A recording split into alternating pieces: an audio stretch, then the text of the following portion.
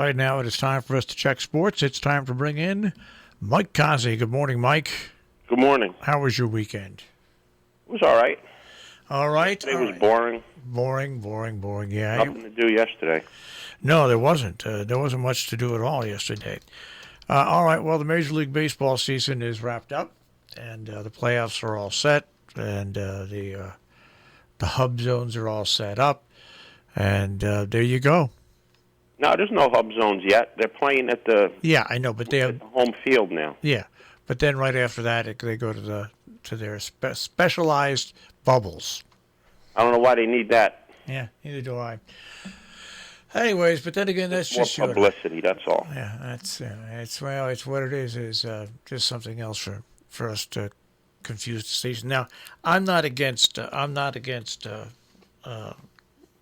Well, I am. I'm against everything with this baseball season because it's 60 games, and it would be like the National Hockey League declaring a season after 20 games. You can have your winners and you can have your losers, but nothing is the same as playing a full season because that's what makes it all worthwhile. But anyway, so we have our division champs, we have our people that have qualified, which I think is just a little over 40% of the baseball teams have qualified for postseason play. We have our batting title winners, our stolen base winners, all this stuff. But it all has to have an asterisk mark by it, Mike. It really does. Yeah, I mean, you only played 60 games. Yeah, I mean, supposed to play 160. Yeah, so it's just all got to have an asterisk by it. I mean that I'm not being cruel or mean or anything like that. And the asterisk doesn't say that you didn't deserve it. The asterisk says it was during a 60-game season. Yeah, you earned it for what you played, but it's not a full season. But it's not a full season, so people can put it in perspective. But anyways, so enough of that. How do we do? First of all, how do we do in the NFL? I lost track. You went 2-1. You lost with the Raiders, and I went 3-3. 3-3. 3-0 rather. I was going to say. All right, where'd you pick those extra games? I don't know. All right, and it was just another fantastic day for New York football. Thank God, Buffalo's still considered in New York. Other than that, the other two teams are just like. Does the New York Post have the back headline yet? There goes the judge. It doesn't. I don't know. I don't read it, the New York Post. But all I know is that it was not a good weekend for New York sports, except for Buffalo. This is how bad the Giants are. They played a team with 7 starters out, including the quarterback, and they got smoked. Yeah, smacked, ass whomping. It was 36-9. Yeah. So I think the judge and the other guy with the Brooklyn accent, that's the GM, their show is over. They're out. Next. Well, next we go over to the Mets. No, I mean next for the Giants. Who they get next? Oh, well, I thought you mean that we have the Giants, then we have the Jets that you have to wonder about, and the Yankees too. I mean, here's a team going to the playoffs. They lost 2 out of 3 games to Miami, and they got shut out yesterday, 5-0. And the Yankee fans are going to say, "Oh, it don't matter. We're in the playoffs." Yeah, okay. Look at how you did this last week. You tell me if it don't matter. When you're only playing 60 games, and like you said, you're not coasting home after playing 162 resting players. You only played 60, resting nobody, and you're getting smoked. You're getting smoked by Miami and Toronto. I hope they got their golf reservations all set. And especially, I just won't go into it, but yeah. And the Mets 15-5 yesterday to Washington. Well, you know who started yesterday's game for the Mets, don't you? Who? Steven Matz. Uh-huh. He's gone.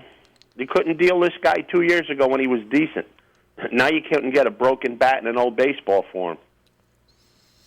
It's an interesting season. So when do the playoffs start? Tuesday. Okay. God bless them. American League plays Tuesday, and then I think after that Wednesday everybody plays. And like I said, I mean, I wish I could have got a bet on this. Houston plays Minnesota at 2:00. The White Sox are at Oakland 3:00 our time, which is 12 theirs. There's convenience for you. Toronto plays Tampa at 5. And the Yankees are at Cleveland at 7. How the heck do the Oakland A's play at noon? Yeah, you're The right. Yankees should be playing at 5. Oakland should be playing at 7. It's ridiculous. Absolutely ridiculous. And the Houston-Minnesota game, when you look at the schedule and it tells you what channel it's on, there's no channel. So is that game not on TV? Yeah, With the umpteen million cable channels you got, this game's not on TV? What a sham. Doesn't seem to make sense. But anyway, our football picks for tonight, we have the Packers. We have the Chiefs against the Ravens. You can go first. I have my team written down already. I checked the cat litter box this morning. I'll take the Chiefs. I got Baltimore. All right, there we go. There we go. That's what I was hoping. I was hoping that we'd have a split. Hey, some racing news. We had a winner at Belmont Saturday in the grass race. Let me get to that. Villadero won, paid $13, so we were 50-50 there. Out west, Maximum Security, the greatest horse on drugs, failed to fire, ran bad, and got humiliated by Bobby Baffert's other horse. So it's going to be interesting to see what they do with Maximum Security now. All the people that don't know what they're talking about that post on social media, I'm talking about people not in the horse industry. Oh, he'll be okay.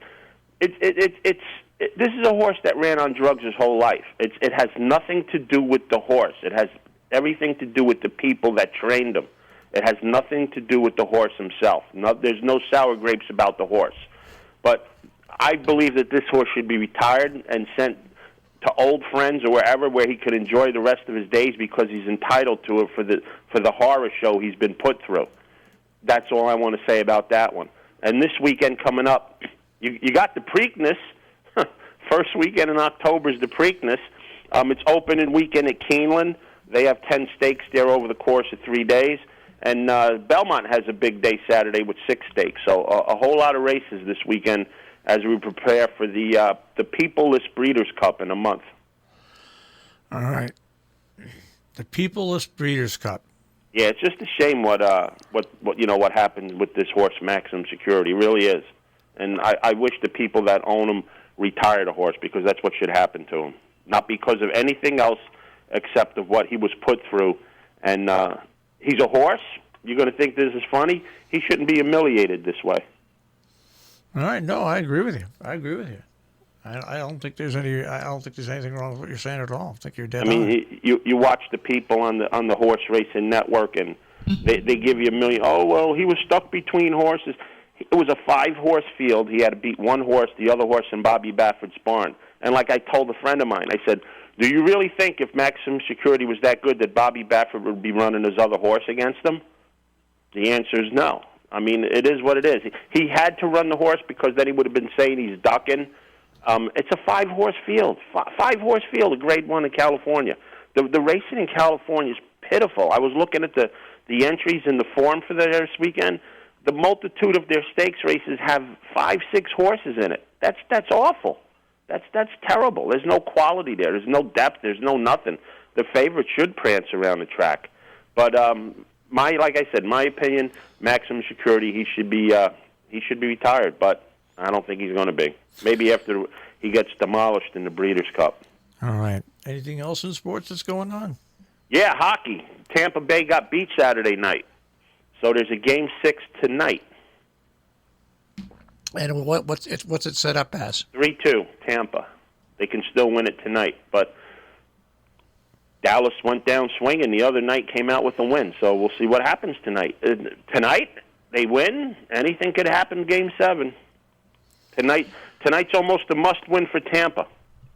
Up 3-1. You don't want to go to a Game 7. So expect Tampa's biggest game of the season tonight. All right. We will check with you tomorrow and see what happens. I'll be watching it. All right, Mike. Take care. Have a great day, guys. Mike Cozzi with the Check on Sports this morning here on Robin Hood Radio.